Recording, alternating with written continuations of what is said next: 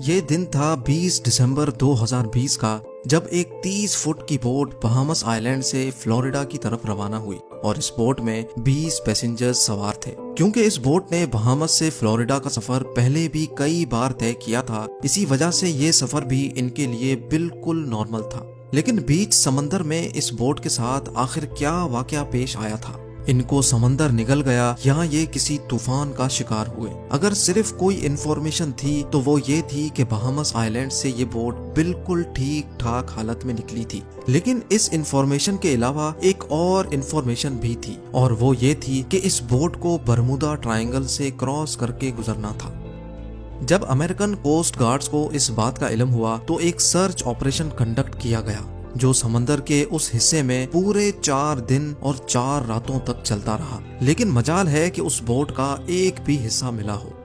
زیم T V کے videos میں ایک بار پھر سے خوش آمدید۔ ناظرین، ہم سب نے برمودا ٹرائنگل کی کئی سٹوریز سن رکھی ہیں۔ برمودا ٹرائنگل سمندر کا ایک بہت بڑا حصہ ہے جو اصل میں اٹلانٹک اوشن میں پایا جاتا ہے۔ یہ ٹرائنگل فلوریڈا سے برمودا آئلینڈ اور پھر پورٹو ریکو سے ہو کر واپس فلوریڈا پر ختم ہوتا ہے۔ اس بننے والے ٹرائنگل کا ایریا 8 لاکھ اسکوائر کلومیٹر کے برابر ہے، یعنی یہ ٹرائنگل پاکستان اور ترکی سے بھی زیادہ بڑا ہے، جس کو کبھی برمودا ٹرائنگل تو کبھی ڈیولز ٹرائنگل بھی کہا جاتا ہے۔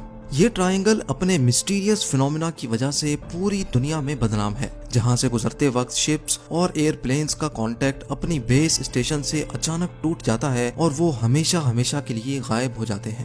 ابھی تک شپس اور ایئر پلینز کی ایک بہت بڑی تعداد اس ٹرائنگل میں گم ہو چکی ہے۔ آج تک ان میں سے صرف چند شپس اور ایئر پلینز کا ملبہ ریسرچرز کو سمندر کے باٹم سے ملا ہے، لیکن وہ بھی اس جگہ سے نہیں جہاں وہ آخری بار ریڈار پہ شو ہوئے تھے۔ جبکہ دوسروں کا تو نہ ملبہ ملا اور نہ ہی ان کے اندر موجود لوگوں کا آج تک کسی کو پتہ چل سکا ہے۔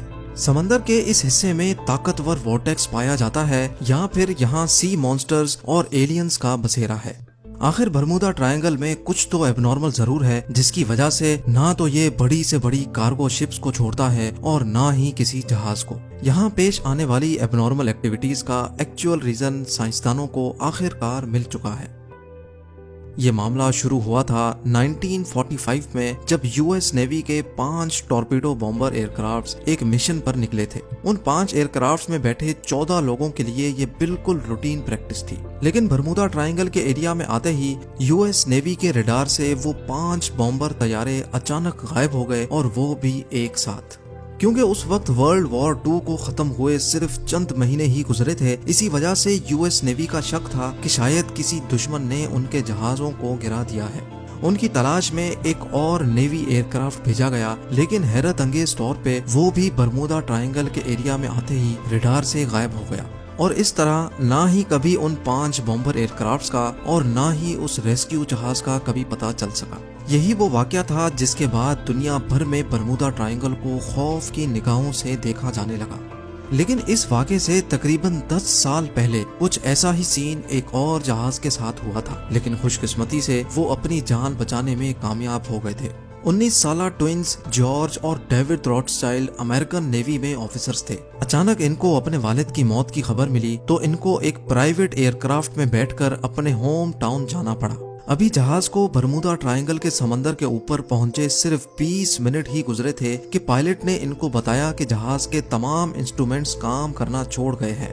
نہ ہی پائلٹ کو فیول کا اندازہ تھا، نہ ہی اس کا ریڈیو کام کر رہا تھا، اور نہ ہی اس کو یہ معلوم تھا کہ اس وقت وہ کس ڈائریکشن میں جا رہا ہے۔ ان دونوں بھائیوں کا کہنا تھا کہ اتنی اونچائی سے بھی ہمیں نہ ہی کوئی شپ نظر آ رہی تھی اور نہ ہی زمین کا چھوٹا سا بھی حصہ، دور دور تک صرف پانی اور صرف پانی نظر آ رہا تھا۔ اتنے میں پائلٹ کے پسینے چھوٹنا شروع ہو گئے اور وہ بے ہوش ہو گیا۔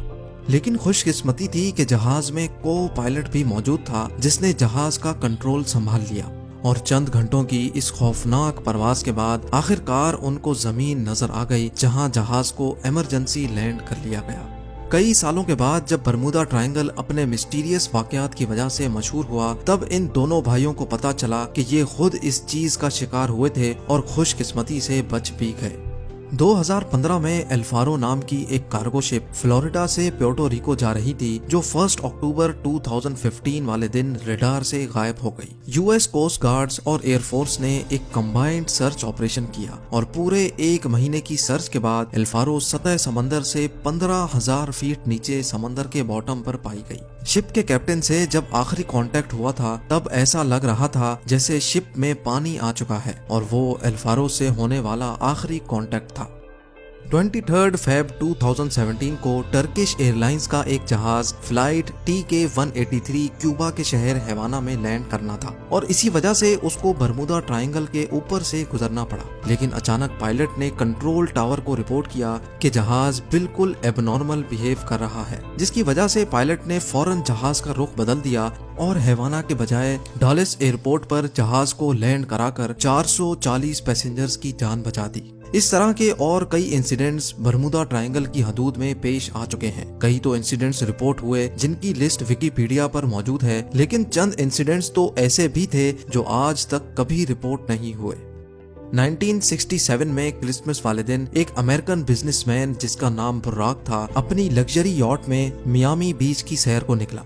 लेकिन थोड़ी ही देर बाद बीच गार्ड्स को बुर्राक की कॉल आई और उसने बताया कि उसकी यॉट की किसी ठोस चीज से टक्कर हुई है। जब गार्ड्स वहां पहुंचे तो ना ही उनको कोई यॉट मिली और ना ही बुर्राक का कोई नामो निशान था। वला आलम समंदर में कौन सी चीज से उसकी टक्कर हुई थी, ये राज बुर्राक के साथ ही हमेशा के लिए दफन हो गया। बरमुदा ट्रायंगल की रोंगटे खड़े करने वाली मिस्ट्रीज हर नए वाक़े के बाद एक बार फिर से लोगों के जहनों में ताज़ा हो जाती हैं और हर बार की तरह इस मिस्ट्री का जवाब तलाश करने के लिए साइंसदानों की खोज एक बार फिर से शुरू हो जाती है। लेकिन इस बार साइंसदानों ने कुछ ऐसे ठोस सबूत तलाश किए हैं जिससे जाहिर होता है कि शायद वाकई ये मिस्ट्री अब सॉल्व हो चुकी है। यूनिवर्सिटी ऑफ कोलोराडो से ताल्लुक रखने वाली एक अमेरिकन साइंटिस्ट की टीम ने सैटेलाइट से बरमुदा ट्रायंगल की कड़ी जांच की, जिसमें उनको कुछ ऐसा देखने को मिला जो शायद आज से पहले किसी ने भी नहीं देखा था। उन्होंने नोटिस किया कि बरमुदा ट्रायंगल के ऊपर कुछ ऐसे क्लाउड्स बन रहे हैं जो ना ही स्क्वायर हैं और ना ही सर्कल, बल्कि ये क्लाउड्स हेक्सागोन की शक्ल जैसे हैं और इनका साइज 88 किलोमीटर जितना बड़ा होता है। एक्सपर्ट टीम का मानना है कि शायद ये क्लाउड्स कोई आम क्लाउड्स नहीं बल्कि ये एयर बॉम्ब क्लाउड्स हैं। यानी जब ये अजीब किस्म के बादल बनते हैं तो इनके नीचे बहुत ही तेज हवा के झोंके चलते हैं जिनकी स्पीड 250 किलोमीटर पर आवर तक पहुंच सकती है।